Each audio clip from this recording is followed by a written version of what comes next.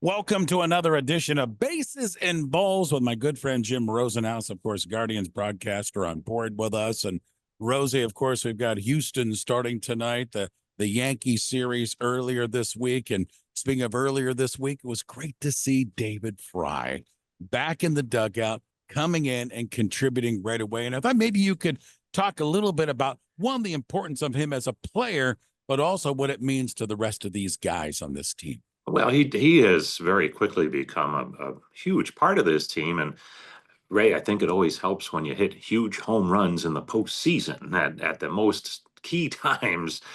So certainly he developed some street cred, so to speak, from last October. Um, but just I think a typical Guardian in that he's a really good team player. Will do the little things that matter to win games.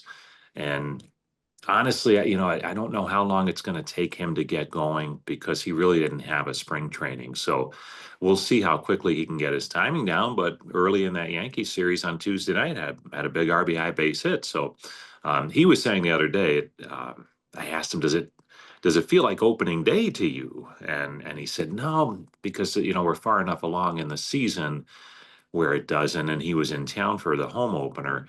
But he said the other day when he got made that pinch hitting appearance back home that it kind of felt like his major league debut a little bit. It had been that long since he had a major league at bat. So he's excited to be back. His teammates are happy to have him back, and he'll matter as a good right-handed bat.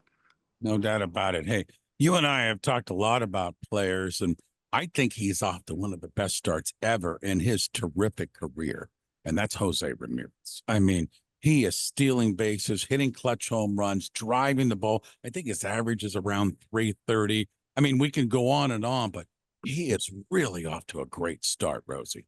Yeah, and you touched on it. I mean, how do you compare his seasons? Because they're all good, but this one's really good. And I know it's we're 2 months in, a little bit more, so there's a long way to go. But average wise, it's his best season so far. He hit 318 back in 2017 for the year, and that's certainly in play here. And he hasn't really sacrificed the power numbers. He's still getting his home runs, he's still getting his doubles, and the stolen bases are big. So I don't know. He said back in spring training, someone asked him, if he was upset that he missed the 40-40, actually the 40-40-40, because he throw doubles in there, and he missed it by a couple. And he said, no, I'll just do 50-50 this year. And I think he was kidding, but maybe not the way he's playing. Well, and I agree. And sometimes, Rosie, it's kind of overlooked a little bit. I hear all these national broadcasters talking about Shohei Ohtani, and given so, but he's a DH and he's hitting 290.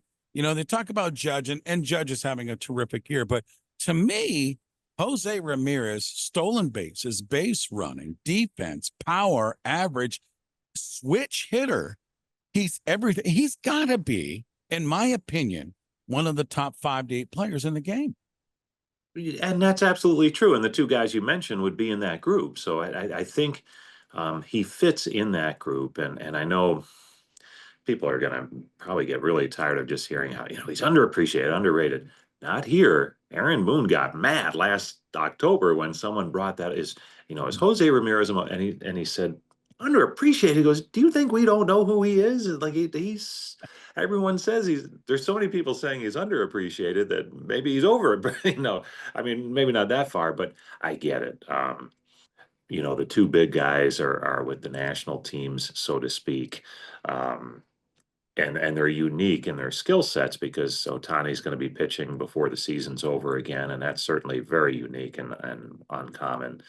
And Judge is doing things that are absolutely ridiculous right now, so I get it. But certainly, Hosey means as much to the Guardians as those guys mean to their teams for sure. There's no doubt. And he does everything. You talk about the tools. He's got a whole tool belt with him each and every game. Other guy I wanted to touch on this morning, I don't know if we've touched much about him, is Luis Ortiz. On Wednesday night, pitched a really solid game in the Bronx. And we've seen him be good and we've seen him be okay and struggle a little bit. Talk about it. You've seen every pitch in this guy from spring to where we are now. Talk about maybe the improvement you've seen with this guy. Well, each start getting a little more consistent, and he's going to have some duds in there, and he has. Command will probably always be a challenge for him, but he seems to be reining it in. And when he can command the baseball, his stuff is huge. I mean, he's got a 98-mile-an-hour fastball that when he works up in the zone, the hitters can't catch up, and then he'll sink it. He's got a good slider and the occasional changeup. So he's got all the pitches, and I think on Wednesday night it came together where he was getting ahead of the hitters, got some early count outs, for the most part, stayed away from the walks. And if you can do that, you get the results like you did on Wednesday night. He's still young. This is really just his second full season as a starting pitcher in the big leagues. So that's what's exciting is that you feel like the ceiling is way up there, and he's just scratching the surface. So that's exciting. Jim Rosenhaus with us, bases and balls. Well, Rosie, we start a series home tonight against Houston, and then we've got the Reds next week.